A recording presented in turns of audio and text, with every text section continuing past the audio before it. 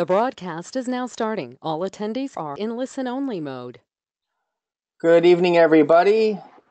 I'm going to go through and start unmuting all referees. So as I unmute you, please put yourself back on mute. Amanda, if you could put yourself, perfect, thank you. Alejandro, put yourself on mute. Bavik, on mute.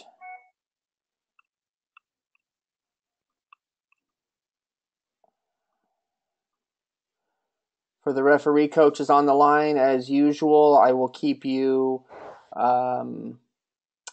muted, and you can send me questions on anything that we cover as we go through so we can focus on the referees getting the participation they need.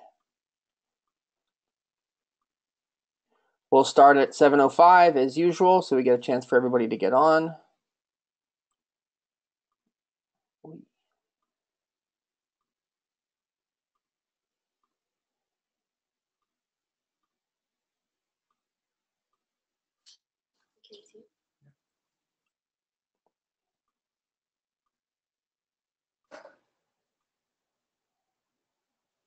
Corey, if you could mute, please. Thank you.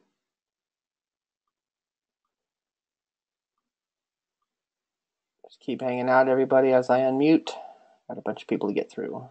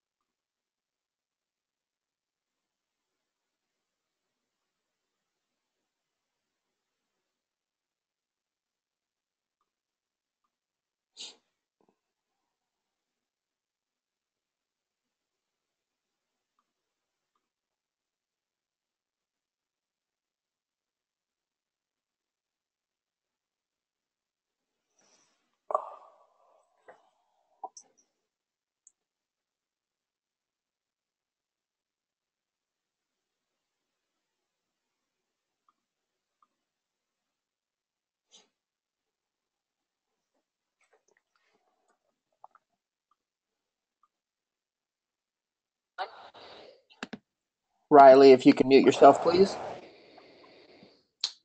Yep. Thank you. Can you hear me? Yep.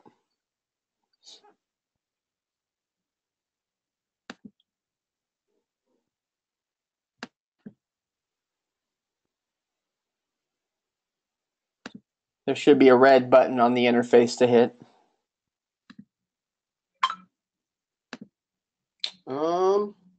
Actually green when you're unmuted. Thank you. It's green. That's right. Thank you.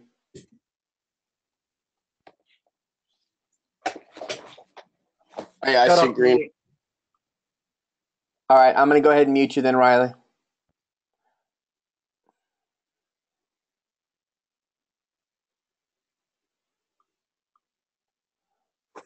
Riley, if you can find under the audio tab, there should be a green microphone button, I think, on your end. That's probably what it looks like. Yep, I see it. Yeah, go ahead and click that. Click it. Yep. 10-4. There you go. You're good.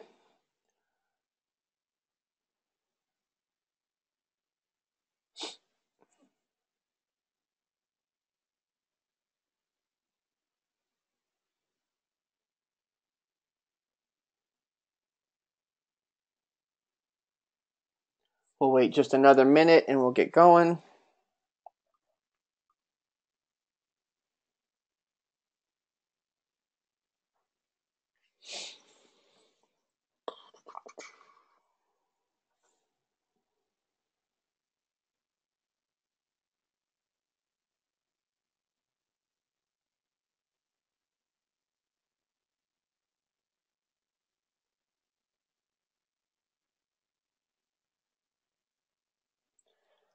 All right, folks, we're going to go ahead and get going now. So with the start of the USL season in early March, we're going to shift at least one of our webinars monthly to focus just on clips that came out of the USL games each month. So at least once a month, as part of our time together, we will pull some clips down of just interesting things that have happened, challenging things that have happened, and have a look at them and try to learn from them. So I pulled together 12 clips. They're on YouTube now.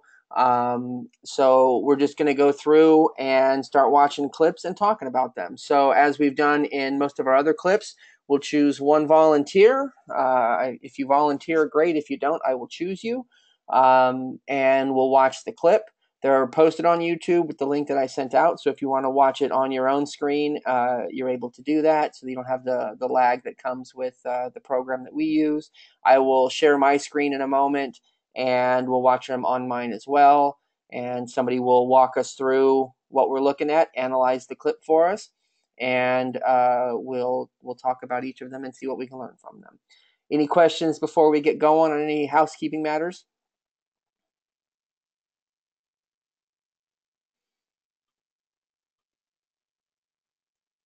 All right, then I need a volunteer for the first video.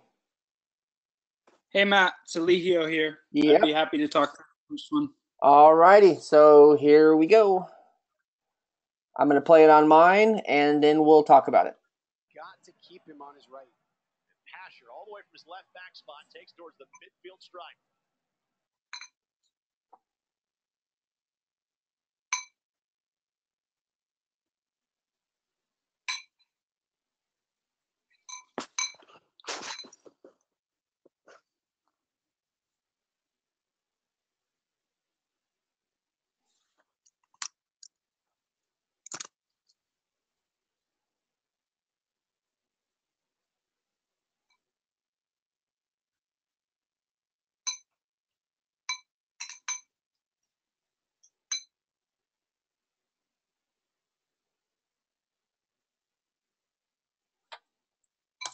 All right, Eligio, take it away. Okay, sure, thanks. So to start from the beginning, I think the referee shows positive movement at the start. You can see he's getting ahead of play as there's, low to medium pressure. So he gets into that attacking third and keeps a good body orientation towards the ball and then towards the penalty area as it moves into that final third. You can see he lets the play pass him as it enters that attacking third.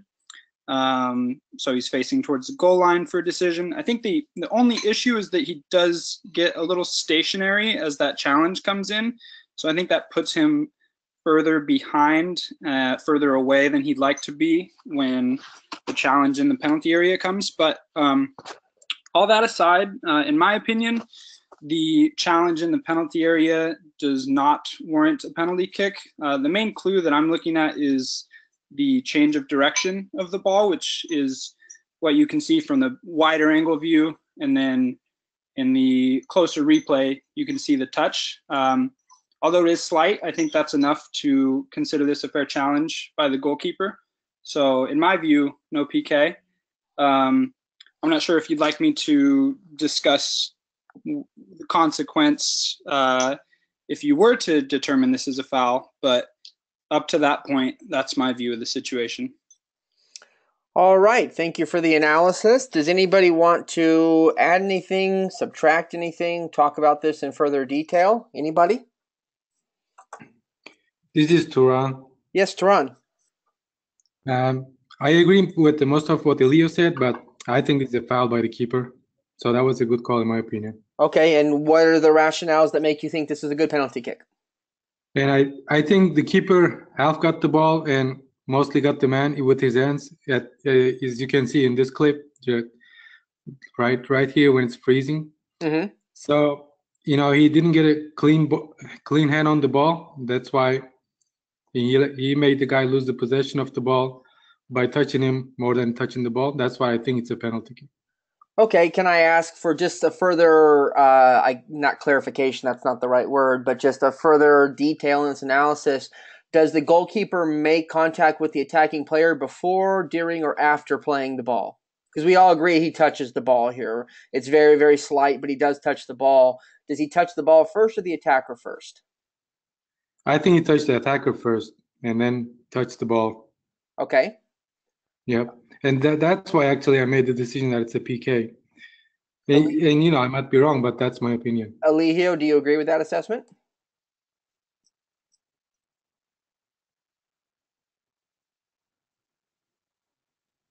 Leo muted himself. Eligio, come back, my friend. My bad. I was talking to myself there for a minute. Okay. I do it all the time. It's okay. Yeah, it's not healthy, but we carry on. So I think that, in my view, the contact with the ball comes first. There certainly is contact with the player as well, and I do acknowledge that the contact with the ball is slight, but in my opinion, it's enough. I do see what Charon's referring to about the follow-up contact, but for me, it was enough to consider it a clean tackle. Okay. There's a couple things I want to look at in this. One is that at that moment in time there, roughly, I mean it's close, but roughly is where he puts his hand on the ball. And it is slight, but it's enough to change direction of the ball. At this moment in time, unless his left knee has barely touched that would be the left trailing foot of the attacker, which is doubtful, he plays the ball first here, I think. It's very, very close. It's very, very tight. So we can argue that it happened at the same time, and I think that's okay. Victor, you referee these games on a weekly basis. What's your analysis of this? Give us a clue on what you're looking for when having to make these decisions.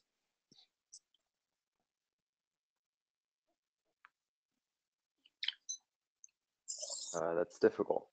Yeah, it's a tough one, right? Decision, certainly, because if you look at the body movement of the goalkeeper is going to have to make contact with the striker. It's inevitable. And what you're looking for is a minute change of direction from the ball. And I think that's what for most of the people on this call, probably it's not a penalty, but you have to see that in very slow motion in order to actually see the contact with the hand of the goalkeeper to the ball, and it's a very minute change of direction. I think if we read the body language of the player in advance of the goalkeeper making contact either with the ball or even with the striker, we have some clues that would push us maybe more toward not calling a penalty. If you watch the striker as he runs into the goalkeeper, his knees go soft, he leans forward, and the way he falls is much lighter than it would be if he were actually hit by the goalkeeper. And as you'll notice, the goalkeeper, the way he comes out, he's not stretching across the striker, he's really stretching low and for the ball. So the challenge is fair. And if you look at those clues, you're slowly pushed toward no PK rather than certainly a PK. That's excellent analysis. And the point here that I think is the deciding factor for us is actually the forwards movement. If you watch his motion, both in full speed and in slow motion, you'll see that he drags his feet across the arm of the goalkeeper.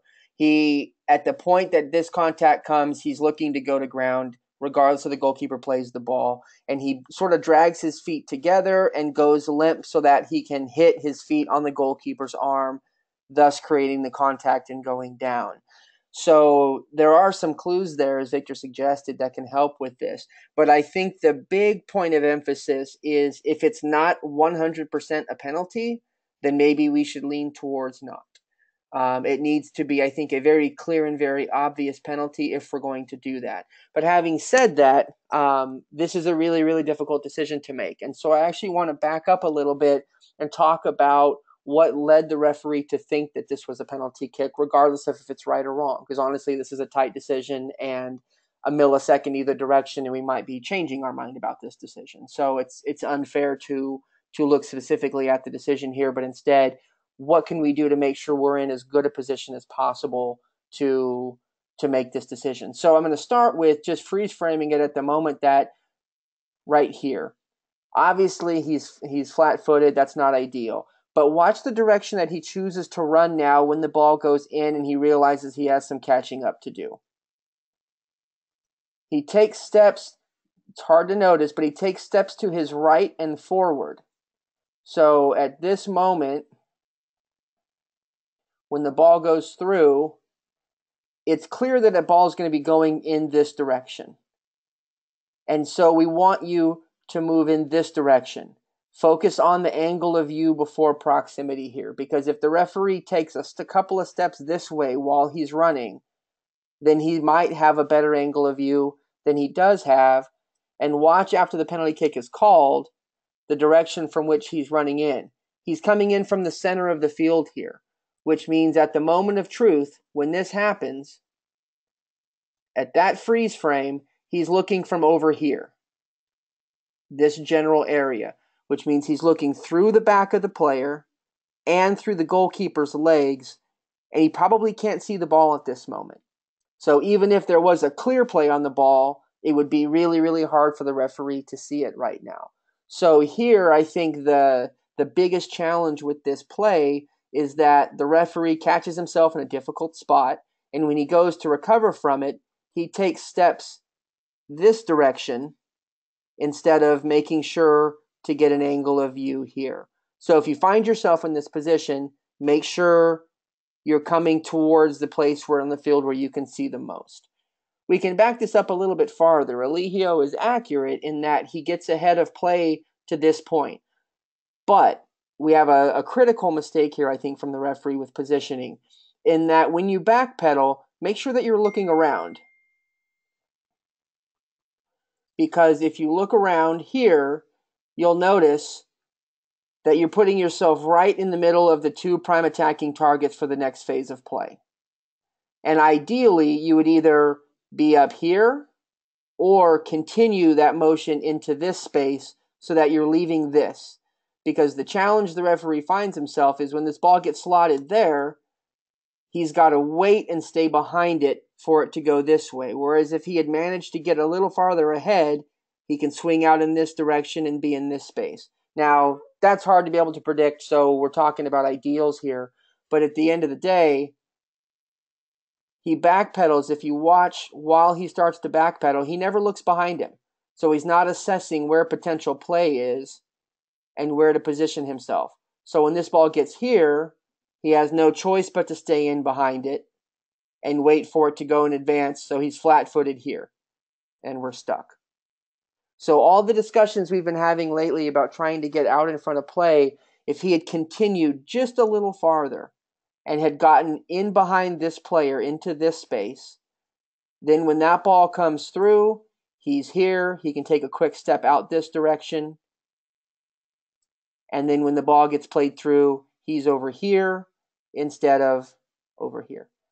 Now again, that's an ideal world, and the game doesn't always work that way. But the big thing here is once this ball goes through, you must immediately improve your angle of view and worry less about proximity. Because if he gets out to here, he's got an angle of view through to this challenge potentially to see the goalkeeper. Anybody want to add anything extra to that? Any disagreements here? This is Riley. Mm-hmm. Could we use the hand going down in the turn of the body as maybe a fishing for the foul he wants? Does that make sense? Absolutely. I think the big thing though in this is what Victor mentioned, which is you can see him buckle his knees and let the contact come. Generally speaking, and we'll in the slide frame across. Anytime a player drags their legs together and goes, probably should be a warning sign. Doesn't mean every time it happens it's not a foul, because sometimes that's the way you get caught. But the player here drags both of his legs and both of them get hit. Whereas if he had been running, one of his legs would have been up and probably wouldn't have gotten hit. So that's just something you can look for. But again, you can only see that if you're over in this part of the field, not in this part of the field. So angle of view is the key thing from this one. Fair enough? I agree. Thank you. All right. Anybody else want to add anything?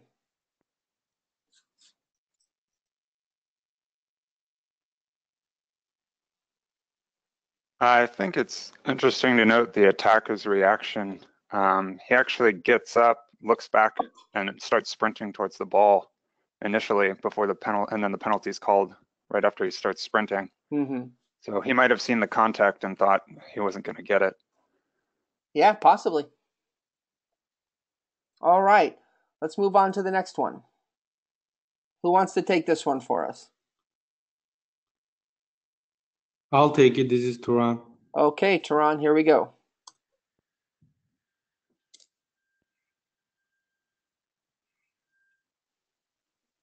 I don't know if people watched it already, but I'm giving them a chance to watch your screen first. Oh, yeah. We'll watch ours and then we'll talk through it.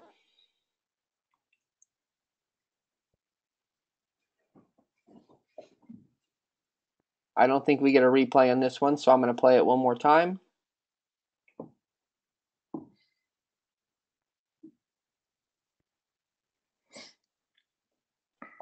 All right, Turan, walk us through. Yeah, so initially the referee is in a good position, following the play with a good pace. And as soon as he sees the forward is running towards the penalty area and the long ball is coming in, he accelerates a little bit and tries to take the angle to the left. And right when the contact happens, he's a little bit far, but he can see the contact. And in my opinion, he misjudges the contact. Instead of shoulder to shoulder, he sees shoulder to the back, maybe because of his angle. And in my opinion, calls the wrong PK. And if you look at his AR, the AR doesn't think it's a foul. And apparently the referee doesn't look at his AR and makes a decision from distance, as you can see, maybe 20 yards away. It's a good proximity, but he probably doesn't have the good angle because he didn't accelerate enough when the initial ball was going in. And it was predictable, I think. If you look at the body language of the assistant player, if you say, the player who's making the cross, he was going to take a long ball, a cross into the area, and I think the referee could have sprinted maybe or a little faster acceleration to get closer to the possible contact area because he's the only player the ball can go to. Okay. Yeah. Anybody want to add anything to that? Yeah, I'll go for it. Okay. Who is this? Eric. Okay. What you got? So I think, so from where the referee's looking, I think he does see the defender step into the attacker, but I think this is kind of contact that you could probably call a foul out in the middle of the field. I think this is a foul that could be warranted in the defensive third, maybe middle of the field, but this is probably not enough for a penalty. I think it's a defender putting contact on the defender, but to me, it doesn't feel. It wasn't egregious. It wasn't excessive. It wasn't reckless. I think this is contact that normally happens. Okay. Anybody else want to add anything to that? Yeah, I got a couple things. This is Apple. Okay. So the first one is with Turan. The only thing I don't agree with Turan's analysis is that we don't know for sure what the AR is thinking because they have comms on. So for all we know, the AR could be saying penalty, penalty, penalty, and influencing the referee. So that's the one thing with Turan I disagree with. We can agree it's an unknown. I would agree it's an unknown. Okay. But I don't agree that the body language of the AR there is necessarily saying no. Because we don't know. And the second thing is I have an issue with what Eric just said, because at the end he says this is expected contact. And if this is expected contact in a USL game, I don't think we want to call that anywhere on the field. I mean, I get where we might be going, and if it was actually a guy really going through a player, maybe I'd agree with it more. But for me, if it's really contact that's that expected in a game like this, I feel like we're going to get ourselves into more trouble calling that and then not calling it than not calling it ever. Okay, so let me ask a question, and this can be for anybody. What are the considerations here in this? What kinds of things are we evaluating to decide if this is a foul or not? Let me go first since I analyzed. Two things I look at first. Does the defensive player has a fair chance to play the ball? Yes, he does. And does he make a fair or unfair contact to the attacking player? And at this point, in play. I think he makes a fair play because he's coming from the side. And eventually, who plays the ball? In my opinion, I'm not sure if it's clean, but the defender plays the ball. So these three things put in together, it's not a foul for me. Okay, so let me ask a little follow-up then. Does the defender use unnecessary force in making this challenge?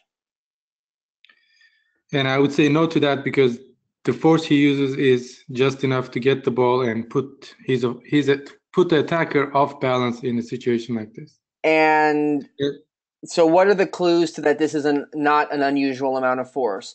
He's running the same direction as the player. So the player and he are running side by side. He's not running into a player who's running towards him, right? He's not exerting a lot of force in opposition to the force of the player. They're running in the same direction and they come together. What is the mode of contact? We're looking at a shoulder. What is the point of contact to the other shoulder? That's fair play. I think we have to be careful with this one because when we talk about expected contact or, contact that we expect for a game at this level, this is contact we expect for a game at this level. He didn't use unnecessary force in this challenge. He didn't deliberately go and try to level the guy. He didn't look to go through the player. He put his body in. The ball is in playing distance, so he has every right to be there. And I think really the only reason this attacker even goes to ground here is because he reaches out his right leg to try to get to the ball and is off balance when he comes shoulder to shoulder with the defender. And so I think we have to be careful to look at who actually initiates contact here because they're both running into the same space. So this is definitely not a penalty kick and arguably would not be a foul anywhere on the field unless you need it for game management for some reason. If you've called 9 straight fouls against the Orange team and this is out in the center of the park and you just need an easy one to balance things out, then maybe, and really then only maybe. And you would have to have a really, really difficult game on your hands to call something like this a foul. So generally speaking, this is not a foul. This is fair shoulder-to-shoulder contact with the ball in playing distance where the defender has not used an unreasonable amount of force in making the challenge. So, Tehran, excellent analysis. Vince, you are on board. And Eric, I think while we talk a lot about fouls in different places on the field, this one is expected contact at this level of play, and I don't think we would want to call this in most places on the field unless there was a unique circumstance that required it. Anybody want to add anything else to that? Hi, it's Carlos. Yeah, what's up, Carlos? I remember somebody mentioning that you had to have shoulder-shoulder contact, playing distance of the ball, and 1 foot on the ground, which he has. So I agree with Tehran in your analysis, I guess. Okay. Is the 1 foot on the ground thing anywhere in the considerations or the laws? Just something that Tom Starr mentioned years and years ago to me when I was doing the game. So just couch everything that we do in what's in the laws and what's in the considerations, and I think we're all going to be okay. So good analysis, Tehran. Thanks, guys, for the conversation. We are going to move on to the next one. Who wants to take it for us?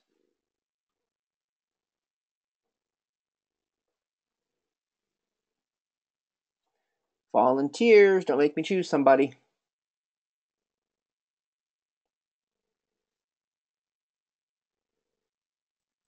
All right, I'm going to choose somebody. I will go. Who is this? Michael. Okay. Zapata. Thanks, Zapata. Here we go. I'm going to play it, and then we'll talk about it.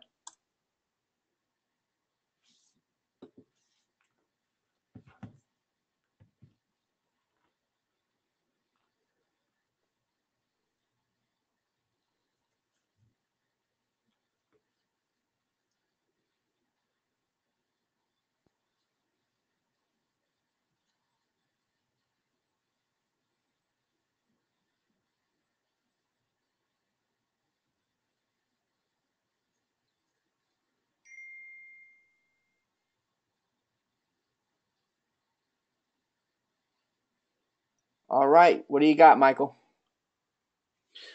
Okay, so in this clip, you have a foul being committed or a foul being called in an area where generally only the referee is going to be able to make this call because it's right on that penalty area line where he can move and get a good vision of this area that's typically called no man's land, because no one else but him is going to be able to make that call. This call is all about positioning of the referee, and at the moment that you have it stopped right now, he is not in the right position to make a definitive call for such a tight window of space. I think this is outside of the box as a foul, and it's hard to make that decision from his angle. So the only way to optimize a decision in this case is to have that proper positioning. So we talk a lot about the referee getting a better view when the ball is moving towards that no man's land. And at this spot that you have it right now, it's perfect.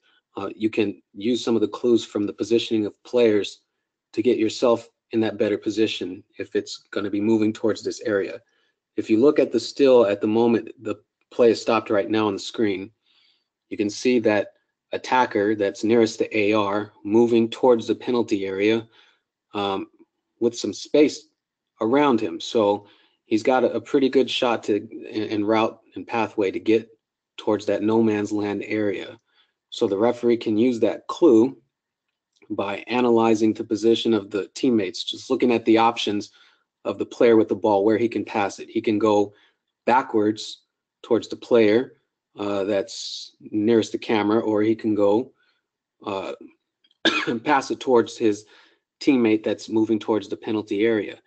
And so at this point, the best decision would be to sprint and move towards that no man's land area and get a clean view of that line in case there's going to be contact, which there is. So I think that is the biggest factor in the decision being made here. So we agree it's a foul. He definitely grabs him.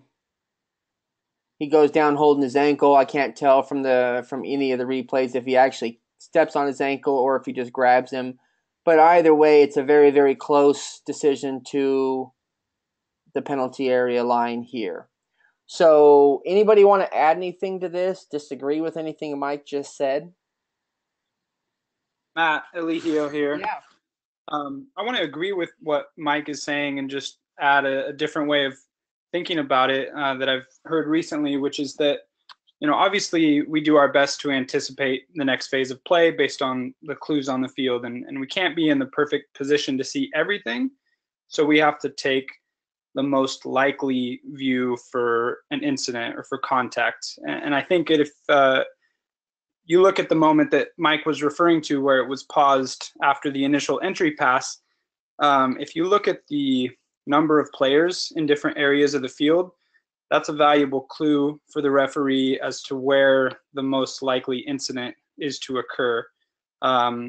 When that initial pass comes in, you're looking at one attacking player in the penalty area and three attacking players on this right side of the field. So I think that if the referee continues scanning and plays that numbers game of where there's more opportunity for attacking play, more possibility for an incident, he might be able to earlier anticipate moving towards that area.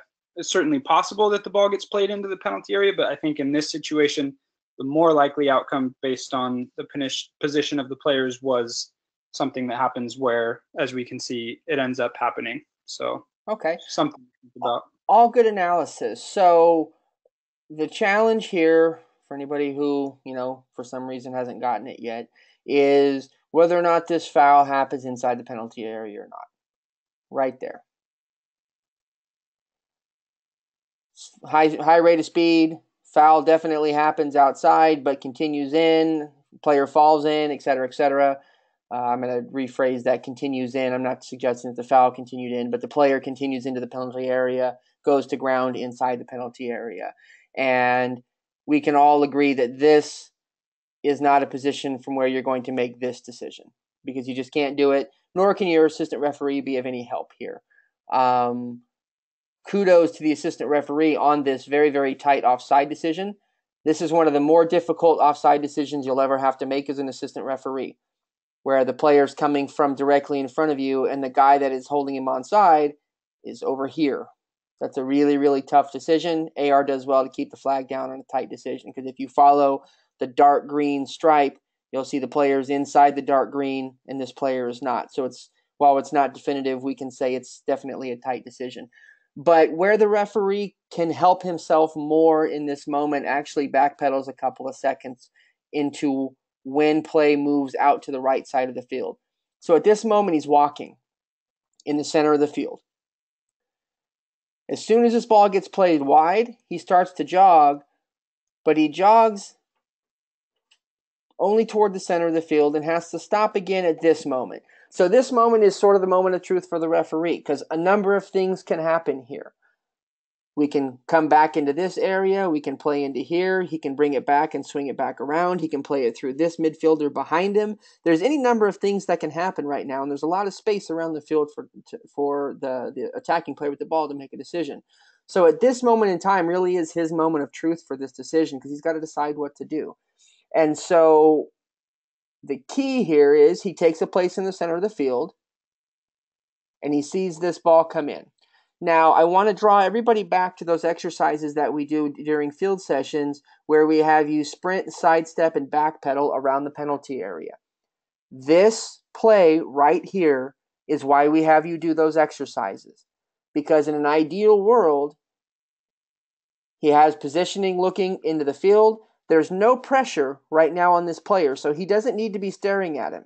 And what he can be doing is scanning the field and looking and saying, okay, it's very unlikely that he's going to dump a ball into the penalty area here for this guy.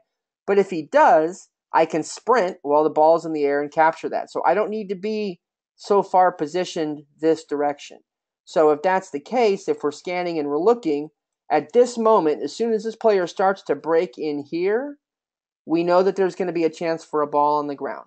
And a quick, sharp movement to this direction, if we're reading play in front of us, we see this player making a move. We see this player, a short, quick burst of speed this direction gets us what we need here so that when that ball goes through, we can take a couple quick more steps and be here to make this decision. Because at the end of the day, we just need to be around here. He only needs to gain himself maybe 7 or 8 yards to get the angle of view he needs to make this decision.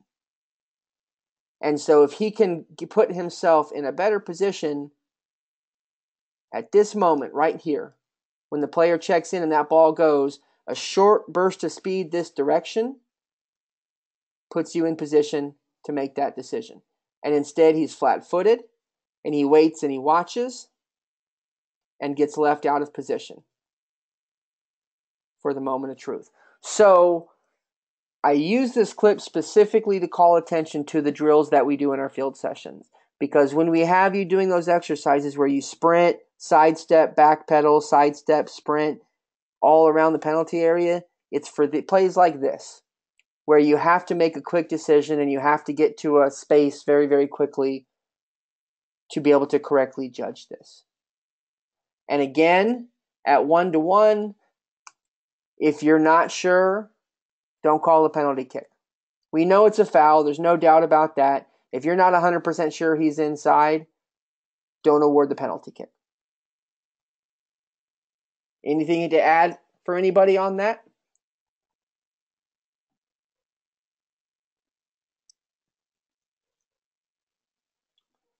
All right, then we're going to move on. Give me just a moment here. I need to unmute Isai. And a couple people joined us late, so give me a minute while I get a few people unmuted.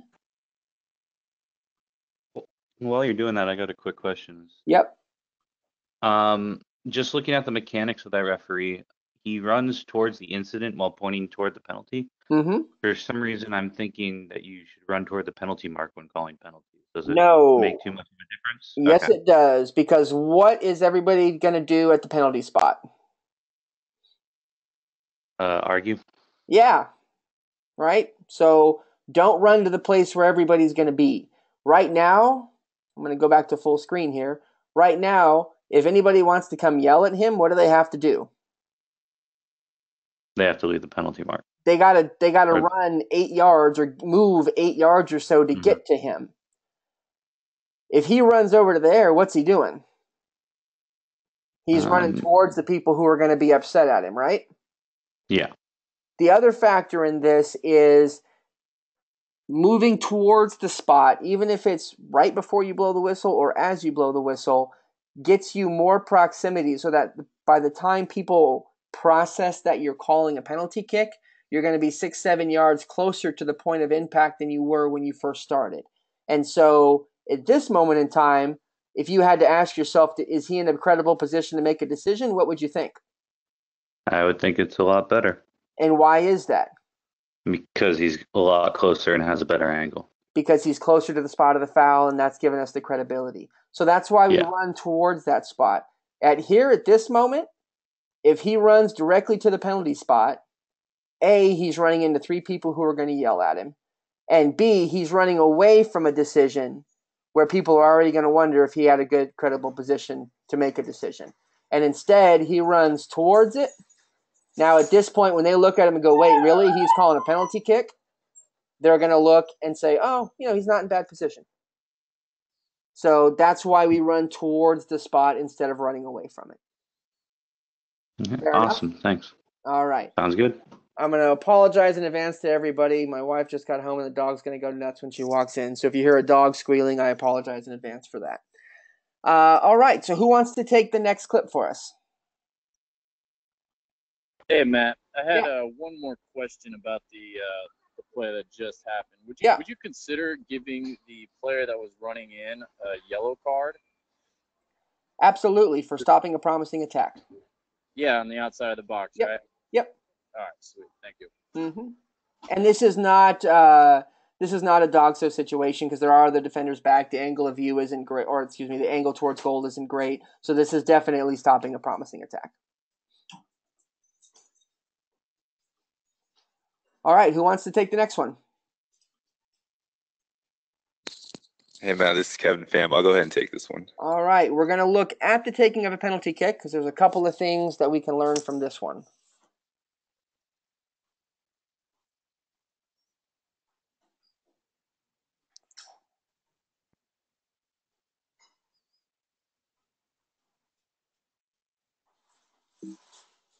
All right, we're going to watch it one more time.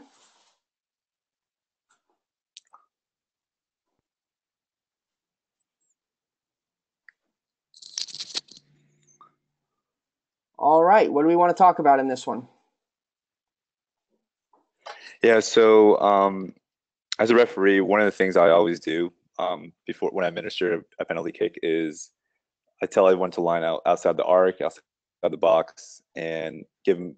I talk to the defenders primarily. I tell the defenders any encroachment and the kicker misses the ball, I'm going to retake it because I notify this to the defenders because they have the biggest risks. And then I walk over to the goalkeeper and I tell the goalkeeper, the typical stay on the line, don't move above the line until he kicks the ball. If he does and he blocks the ball, that's an automatic yellow card. So that's my way of administering the PK for the goalkeeper, just kind of giving them the heads up so that they don't conduct that infraction. So after that's being taken, just going back to the video, I see 2 things happening. At the very point of right when the kicker is taking the kick, it makes contact with the ball. I see a defender that's already in the arc, and and then also the keeper has both feet outside the line and makes the save. So and I noticed that the referee didn't call it back, and the assistant referee, from what I saw, did not raise the flag either. So those are 2 things I've noticed from this. So I think there should have been a retake for the PK and a yellow card for the goalkeeper. Okay, so just a couple of quick things before we take input from somebody else. All that preemptive stuff is great at younger levels. The higher we get, we don't do that stuff. Walk around quickly if you want to the defenders to remind them to stay outside. But otherwise, the speech to all the players on the field will get you laughed at the professional level. So I would advise you to the higher level games that you do, don't sort of give speeches and ultimatums to players, because it usually isn't well received. So the big talking point in this one is obviously at the taking of the kick, the position of the goalkeeper and the position of the defender. So if it's not been clearly stated before in previous training events or learning opportunities, at the taking of a penalty kick, we want the referee looking primarily at the top of the penalty area for defender encroachment, and we want the goalkeeper or the assistant referee looking at the goalkeeper. And so, does the goalkeeper gain an advantage on this play by taking the position that he does? Somebody else besides Kevin. Does the goalkeeper gain an advantage from this? Yeah, so Matt, this is Nick here. So I would say that the defender that comes in from the top of the box or top of the arc I wouldn't even consider him part of the play at this point because he doesn't have an impact on it. I think Kevin's a bit harsh when he says that the goalie should receive a yellow card for encroachment. I mean, I do think that the penalty should be retaken, but I don't think he should be carded for encroachment on that. All right, what do the laws of the game state about a goalkeeper encroaching? Who wants to jump in? Caution. Must caution. So the laws of the game that changed, I think it was the 16-17 book, but definitely 17-18. If the goalkeeper is guilty of an infringement, must be cautioned. It's not a maybe, it's not a can be, it's not a shall be, it is a must be. So if you determine that the goalkeeper encroaches and you call this back for a retaking of a penalty kick, you must issue a yellow card to the goalkeeper. Okay? We don't have a choice on that one. So Kevin is correct in that if we're going to call this, we must caution the goalkeeper. You don't get an out on that one. Does the goalkeeper gain an advantage from the position he's taken 2+ yards off the goal line? Yes. Thank you, Vince. I appreciate it. Do we need to call this back and retake the penalty kick? Yes. Okay. Yes. So, assistant referees, this is your area of responsibility. And referees, you must cover this in the pregame. That if a goalkeeper takes steps off the line, and you need to define what that is for you, because sometimes it's different for people. If the goalkeeper is clearly off the line and saves the penalty kick, what mechanic do you want from the assistant referee? If you're wearing comms, do you want them to shout at you? Do you want a flag up? Do you want a buzz? Whatever the communication you request, make sure you make it clear to your assistant referees, because this is a penalty kick that must be retaken. The goalkeeper takes 2 steps off and a third one forward, and then dives forward to cut off the angle and make the save. So we must retake this kick. And I would argue that even if it's not saved, we're probably going to retake, or if it's saved or if it goes wide, we're going to retake this kick for this attacker as well, or for this defender, because this is pretty egregious at this point. He is a solid 4 yards or so into the space that he's not supposed to be. We don't know from this video if he's yelling or if he's making any distracting sounds or whatever, but either way, he's gained an advantage that the laws don't allow him to gain in the taking of a penalty kick. So it's pretty clear and simple on this one. This is the definition of a goalkeeper gaining an advantage by taking steps off the goal line before a penalty kick is taken. As a former goalkeeper, this is the best possible scenario for you, because you're taking steps forward, you're cutting off the angle of the shot, and you're not having to dive as far to make a save because you're cutting off the angle by coming forward. So again, make sure you're defining it. For me, when I was still refereeing, it was if the goalkeeper has taken a step off the line with both feet and planted them, then that's an infraction. If he's taking 1 step off with 1 foot as the ball is being struck, I'm not going to worry about it. But that was me. Make sure you make it clear for assistant referees, and assistant referees, when you see this, you must call this. Okay? Moving on to the next one. We're going to start looking at some challenges here. We're going to try to move through these a little bit more quickly now, because these are just challenges and less about positioning. Who wants to take this one?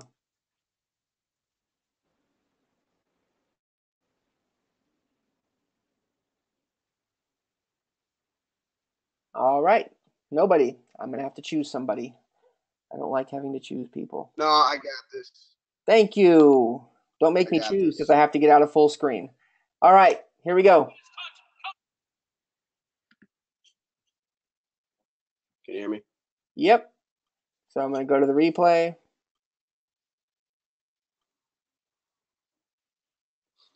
All right, so goalkeeper. Let me go to my screen. You're lagging. Racing off his line, and the two collide together. All right, what do you got? I think the goalkeeper has possession. When they make contact, you could even go so much as not to blow the whistle, per se. Okay, so we've got an injury. I'm going back. But when the goalkeeper... I'm sorry. I think it's a fair challenge. All right. That's what I'm going with. I was a clip behind. Yeah, I think this is a fair challenge. I think goalkeeper comes out, gets checked up, and we go. So, are we on number 6? Goalkeeper comes out yes, for ball. sir. All right. Anybody else have a different thought on this one? Yeah, I disagree with that. All right. Who is this? This is Stuart. All right, Stuart, what's your thought? I think at some point, can you play this? I'm sorry, I don't have the clips to view it myself. So I think at the very last second there, that attacker needs to realize that that's not his ball anymore. And the way he goes in, he leaves the ground. So he's basically saying, I'm committed to this flight pattern no matter what. Right about there, he decides that I'm committed to this at the very, very last second. He doesn't try to injure the goalkeeper. He isn't putting his cleats up into the goalkeeper. But at the same time, this is the goalkeeper's ball. The goalkeeper has a very, very hard time making these, and it's very, very dangerous for him to make these types of plays. And I feel that the attacker should know, in this scenario anyway, the attacker should realize this is not his ball to play, but he decides to do it anyway. Okay, anybody else want to add or think about things a little bit differently in this challenge?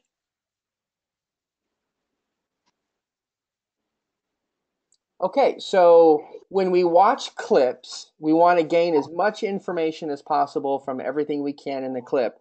So Riley, what's the title of this clip?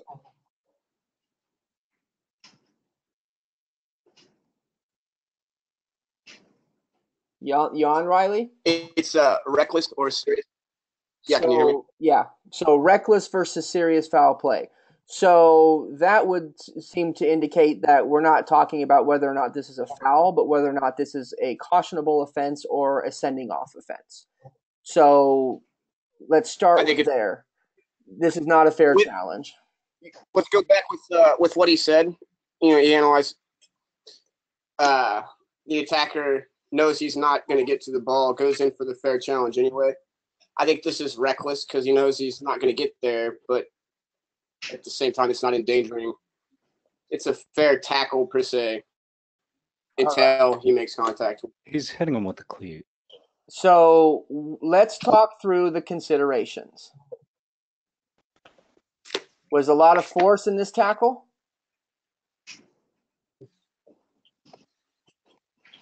I don't think so, no. You don't think there's a lot of force in that?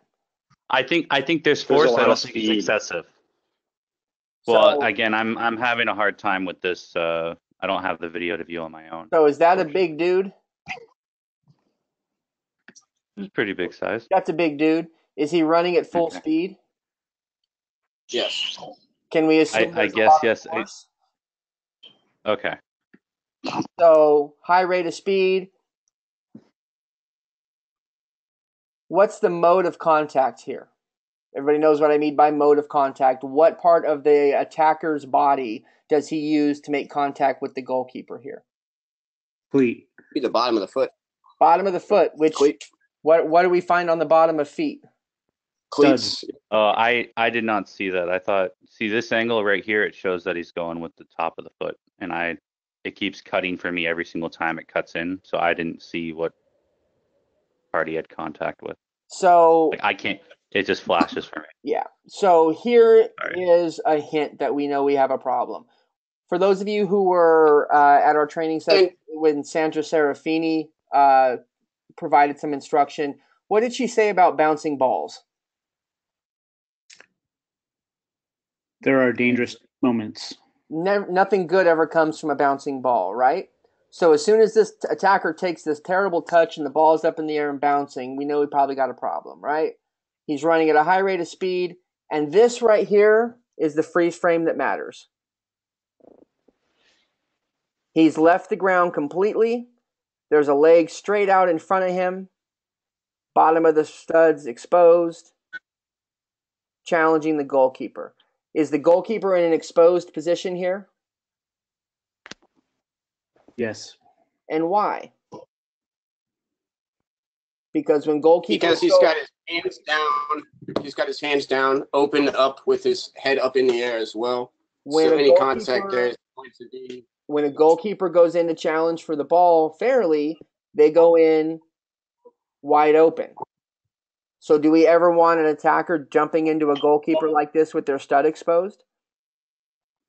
No. This is a sending off offense.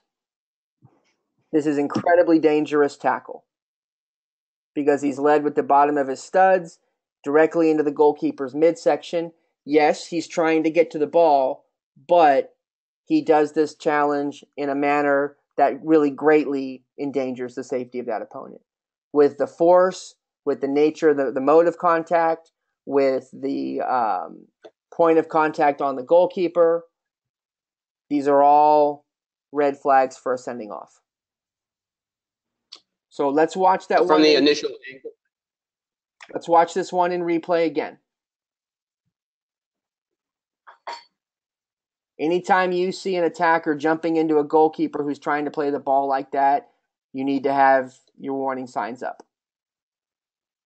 Because he's gone into that challenge with a lot of force. And even if he doesn't make contact with the bottom of the stud into the goalkeeper, if he jumps into that kind of tackle with his legs back, but that kind of force and his knees forward, that's still a sending off.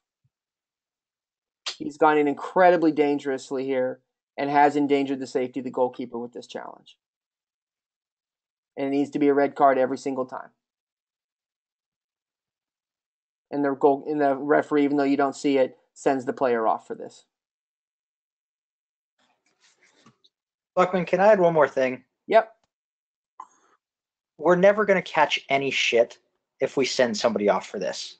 Like, we're going to catch a little maybe from the offending team, but you literally just look at them and go, do you want that to happen to your keeper? They're going to say no. Like, it's easy.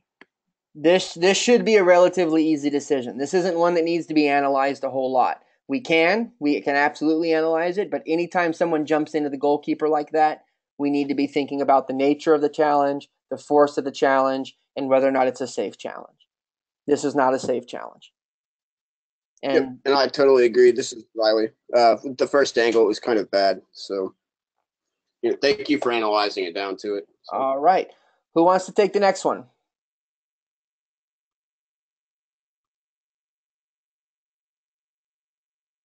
This is a fun one, guys. Someone should take this one. I feel like we should let a woman lead this since it's a women's game. Really?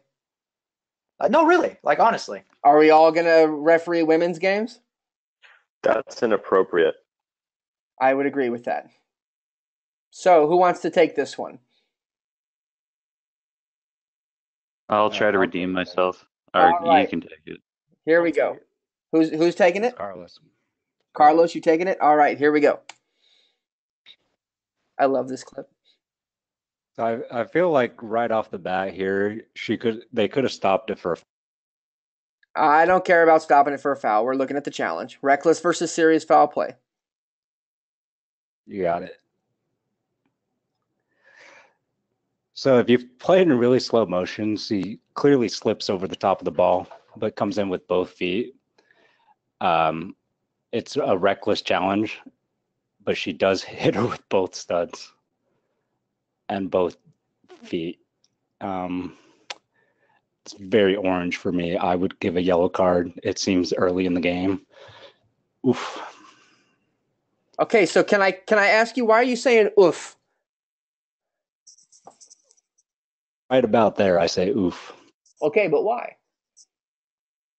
Both studs are hitting right about the ankle, and her foot is planted. So as much as it's an accident, it is with both studs. So I guess I would have to go serious foul play, and it's early in the game, but yeah. Anybody want to is add yellow card. anything, disagree with that?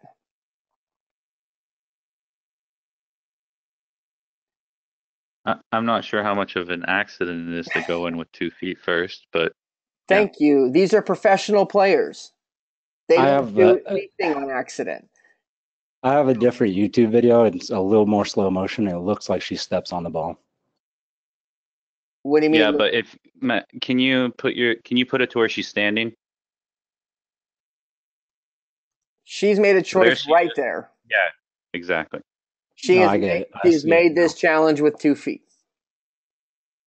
I see it. I saw a different clip or angle or something, and I saw her rolling over the ball. I apologize. She touches the ball here, but it's that part. No, that's clearly not. No. All right. So we're gonna go back and Serious watch foul this play. in full speed again. Watch how far she runs to make this challenge. She just sprinted a good 10 yards. She starts her sprint there. So she sprints about 10 yards at full speed and then jumps into a 2-footed challenge.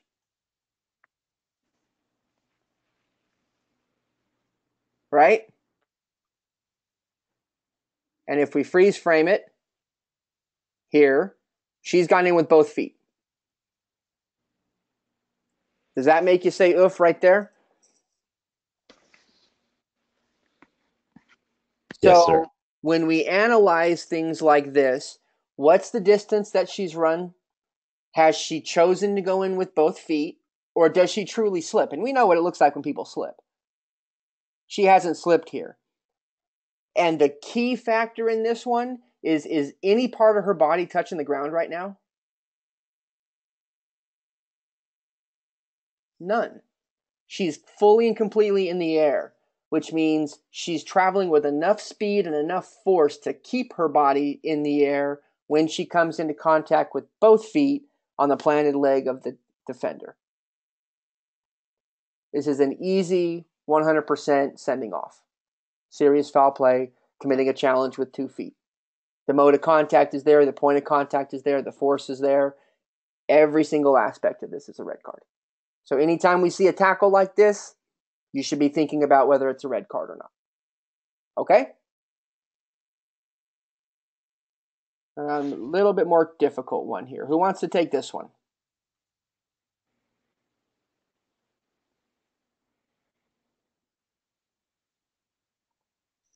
Matt, I got it.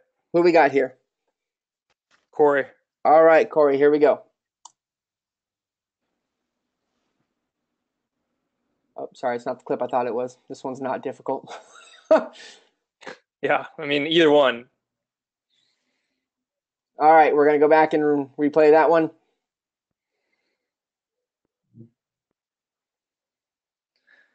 So this for me is relatively straightforward sending off. That's a 2-footed lunge. It's late. He doesn't get the ball. That's serious foul play.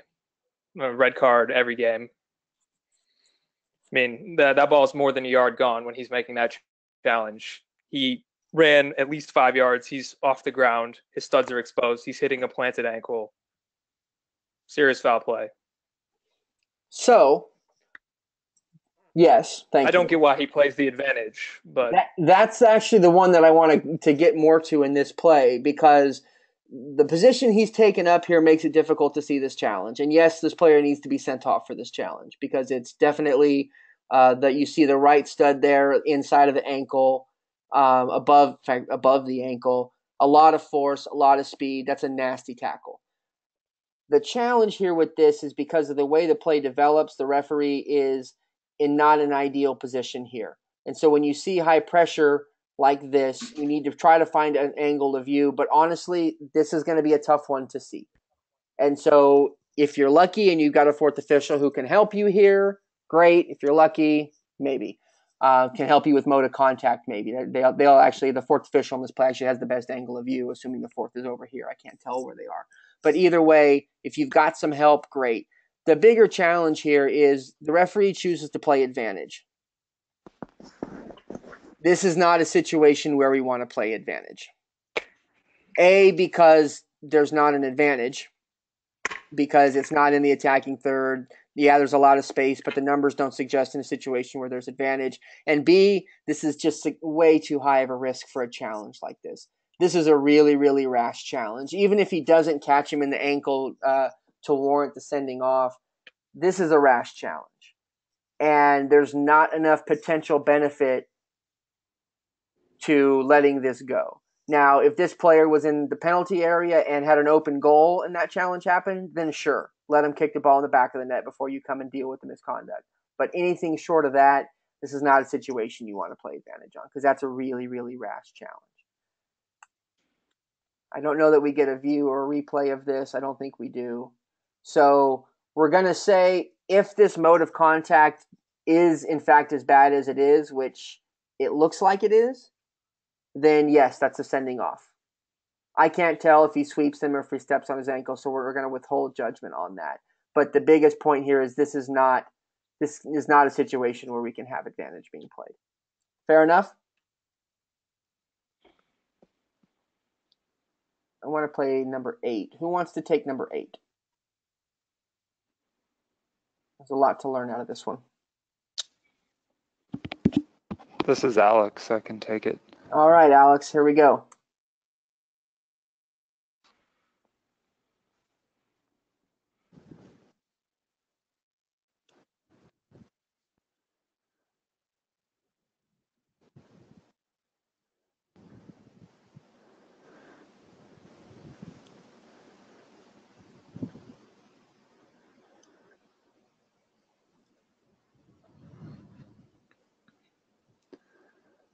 We'll get a couple of replays. All right. Hold on. Let's have the replay.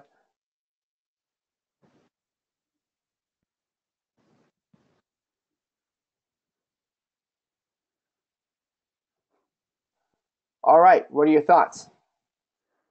All right, so I think initially just talking about the referee's positioning, he's in a pretty good position to see the contact being made. I mean, he's literally right there looking at it. For me, as far as the contact, I think this is definitely a foul, and I'm kind of trying to decide whether to send the player off or just give them a caution. So trying to decide between reckless or serious foul play. All right. My reasoning is I can't quite tell, but I feel like the defender coming in here has far too much force. So even though he gets the ball first with his foot, he just nails the other guy right in the chest and potentially the head. And I think that it's basically a full-on like rugby tackle. And I think that if he makes shoulder contact to the other guy's head with that much force behind it, it's a sending off for me. Let me try and see if I can look at the moment of contact.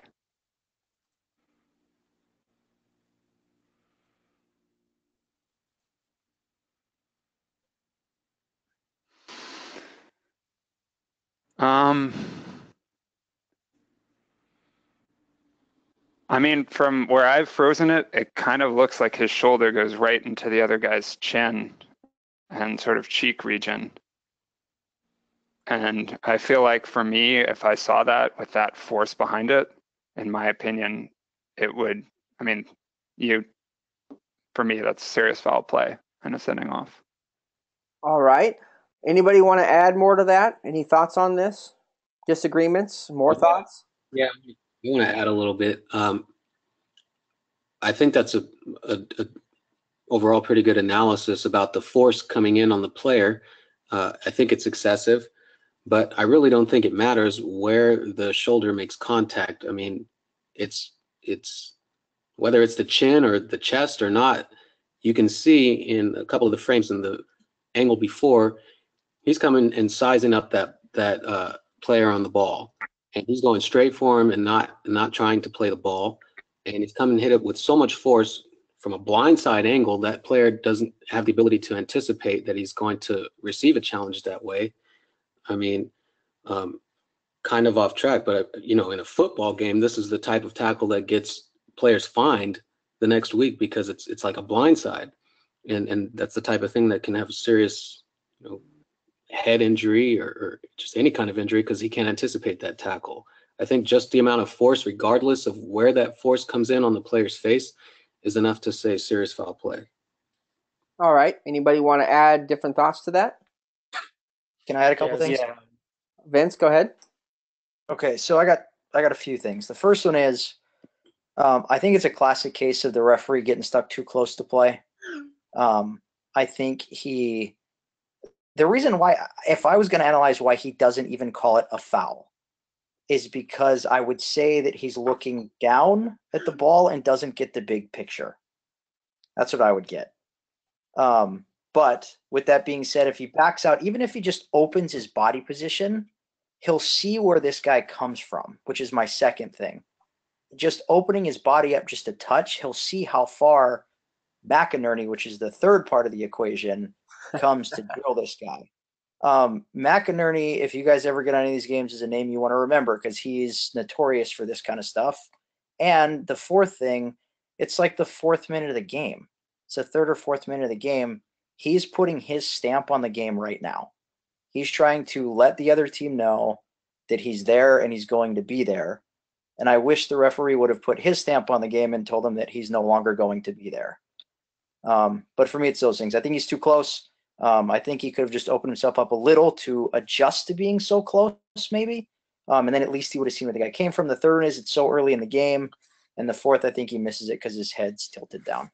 Okay. So Mike and Vince just gave us the analysis that you want to see from national referees. So there were two things said in your analysis collectively that I want to call attention to above and beyond anything else that we normally talk about. This challenge was referred to as both a rugby challenge and a football challenge, an American football challenge, which means it has zero place in the game of soccer.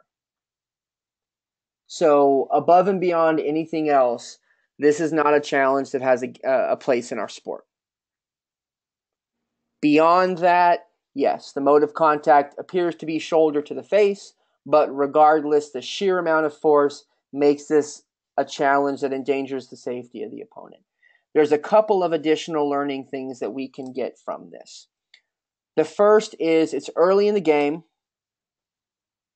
and the referee issues an advantage here.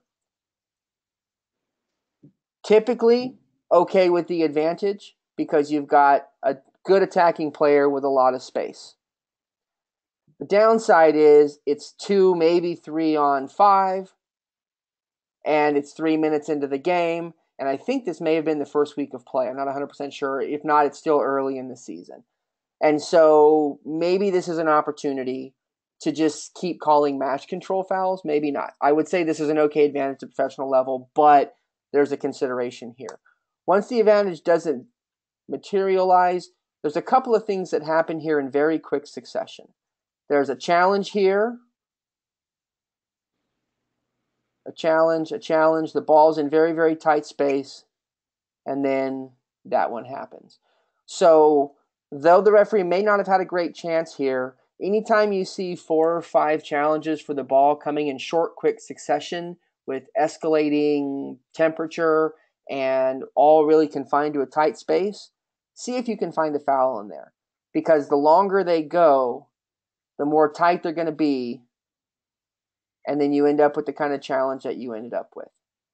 Secondly, and most importantly, the referee misses this because of his positioning. Now, yes, he's close, but he doesn't have the right angle of view to see A, the nature of the challenge, and B, as Vince said, where and how far it came from. Because I think if he'd have had the angle of view for that, it'd have been a much different story. So I want to break down his positioning here because he utilizes good movement until the moment that he needed it. So here he's run out ahead of play. The ball gets turned over, and he immediately moves quickly to get out ahead of play again. That's really excellent. But here, when it's 1, he needs to have done the same thing and move to get back ahead of play. Because if he takes 4 or 5 quick dynamic steps in this direction and turns to face the ball, when this comes, he's here. And he's looking back at the ball, which means he can see how far this guy has run, and he can see his eyes the entire time he's making this challenge. Even if he gets over to this space, he's going to have the angle of view to see that this guy has run well over 10 yards at a very high rate of speed to commit this challenge. Now, the fact that he gets the ball here is an accident. He's not going in to play the ball. He's going in to lower his shoulder and hurt that opponent and needs to be sent off for this. So the positioning here is actually to the detriment of the referee. Having taken a couple quick dynamic steps in this direction when play was turned over, as he did the first time, if he does the same thing here again, instead of side motion, he ends up in a better angle of view for that play. Any questions or thoughts on that? I think the only thing, this is Isai, hi everybody. The only thing I would add is that just because there isn't contact, if you have enough force, whiplash can still give you Absolutely. a concussion. So Absolutely. I know that people were like, I don't know if it hit the head with the shoulder or anything like that. But with the force it has, and you notice that the way it's compressed and the way the neck goes in the direction it goes, that alone can give you a suspected head injury. So like at the very least, consider that. That if you have enough force, contact is not necessary when the neck bends that way because the brain will move. And then the other thing is, yes, you've been caught. You can always look over your shoulder also to check what's behind you. And that might be quicker than turning your body. And you know, ideally we want to turn your body and have the AR and all that stuff. But if you can just check over your shoulder, that might give you that extra second to be able to catch, you know, the running up or catch something more. So I think that's the only two things that I would add, having suffered a serious concussion.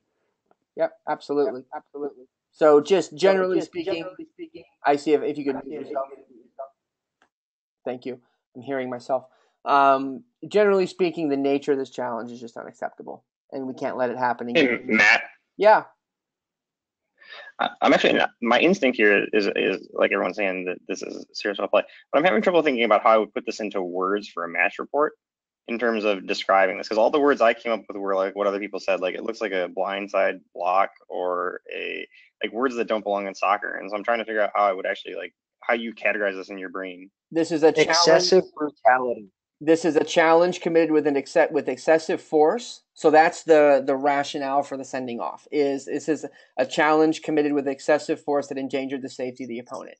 The additional detail that we want to see in the report is about the mode of contact, the speed, the nature, all those things. And so the first sentence would be, you know, Mr. McInerney was sent off for committing a challenge with excessive force that endangered the safety of the opponent. Full stop.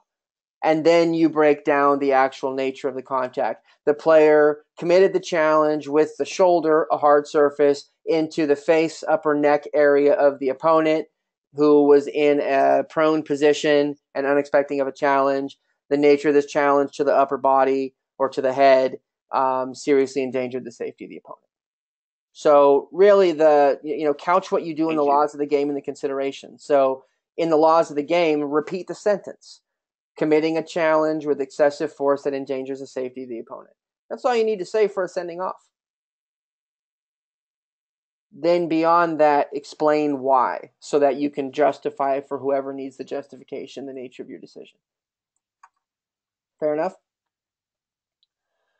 All right, the last thing we're going to look at before we call it a night is a mass confrontation.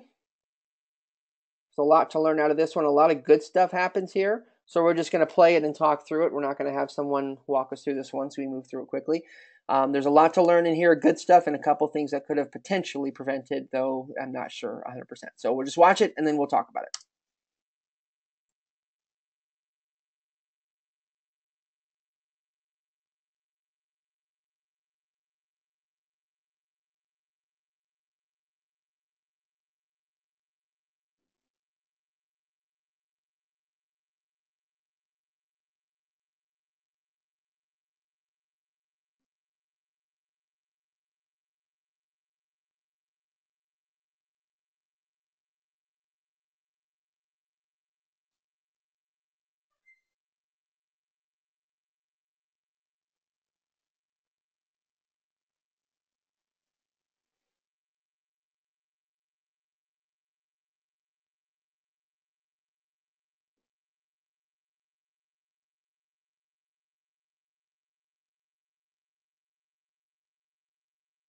All right. So let's talk about the good things first. Moves quickly to get there, and a tactic we've talked about before in mass confrontation. At this moment in time, while yes, the forward has gone in and bumped the goalkeeper is really the aggressor in this situation by doing what he's doing right now. And so that means everybody who's running in there from the white team is going to go after the goalkeeper because they think he just stomped the opponent. And if you watch the replay, he doesn't. He makes like a fake kicking motion but doesn't actually hit him. And so everybody's going to go running at the goalkeeper. And so what the referee does here is actually grabs a hold of the goalkeeper and moves him out of the conflict zone. And then puts his body between the goalkeeper and everybody else who wants to go get him, and actually grabs a hold of players and doesn't let them go after him. So he's done well to separate the goalkeeper from this, and then use his body, which he's 6'2" and a big guy can do this, to stop players from going after the goalkeeper, because the goalkeeper is the person that we want to get at this point. Notice the assistant referee has made a quick motion to get in here, identifies where the referee is, and goes to a place to triangulate. So even though the AR started this over here, by the time this happens, he identifies where the referee is, where the referee's going, and works his way around the other side to get that good triangle and keep an angle of view. So that's well done there. And the other assistant referee is going to be coming from this angle, so they've got a perfect triangle set up. So it's actually really well done from this assistant referee to pick a place to go. Nobody else in here is being aggressive. This is all calming. So he's not going to go insert himself. And the referee does a really good job to keep the problem players away. So as far as making sure this doesn't escalate any farther, this is all really, really well done. Now, there's a couple of things we could have improved upon in this moment. So first of all, it's the 89th minute, closer to the 90th minute, and the goalkeeper who wins the ball is winning 3-1. So what's he going to do? He's going to waste time. He's going to hold on to the ball at his feet, as well he should. When you see an attacker this late in the game running at the goalkeeper with speed, go with him. Because if the referee runs along with this and is here or here when this is getting ready to happen, we can prevent a lot more from happening at this point. Because if he's here and makes a quick sprint, he can potentially get the goalkeeper at this point. Now, if he's able to get into here, if he's close enough that he can get in there with the whistle and keep the goalkeeper from doing what he does next, then we probably prevent a whole lot of other stuff. So keeping our awareness up late in the game when the goalkeeper is going to waste time is really, really important, because that's a flashpoint. Once it happens, though, does well, gets in there, keeps everything from happening. But there's one player who comes in above and beyond everybody else that I think we need to issue some misconduct to. And it's number 4. Watch number 4's aggression at the referee.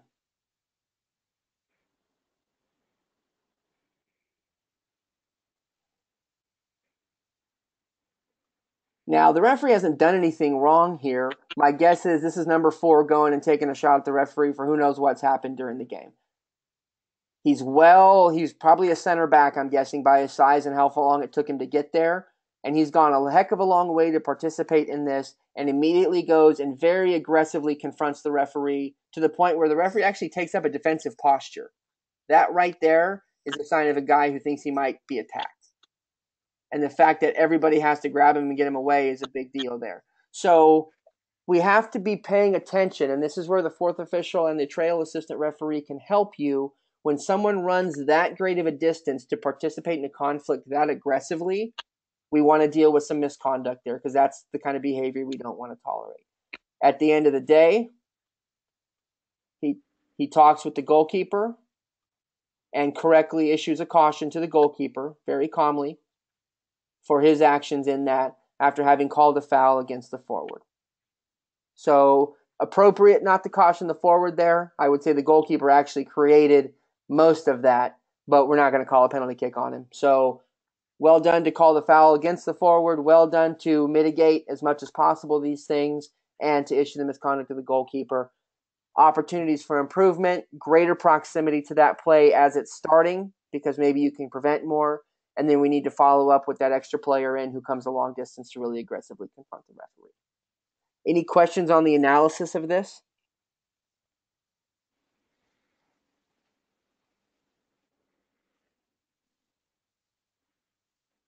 Okay.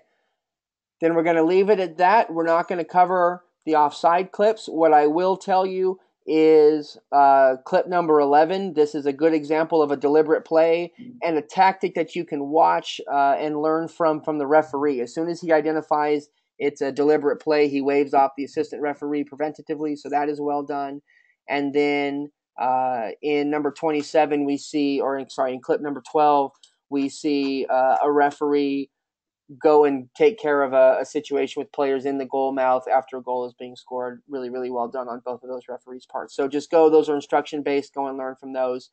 Any questions on any of the stuff that we covered today? General thoughts? Things that are unclear?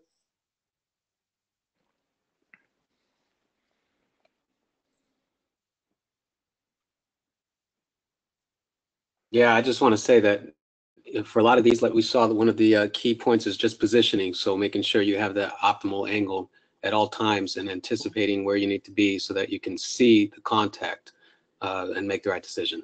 Absolutely. So more and more as you're dealing with faster and faster games, think angle of view before you think proximity. If you have to choose between one of them, take angle of view. I would rather you be farther away from the play and have the right angle of view on it than be closer but not be able to actually see what happens. It's a very, very good point. And for your training and for those field section exercises we do, there's a reason that we work on short dynamic bursts of speed to the side, because that's how you create the angle of view that you need. So those field sessions are actually designed to do something. Any other thoughts or questions on this before we sign off for the night?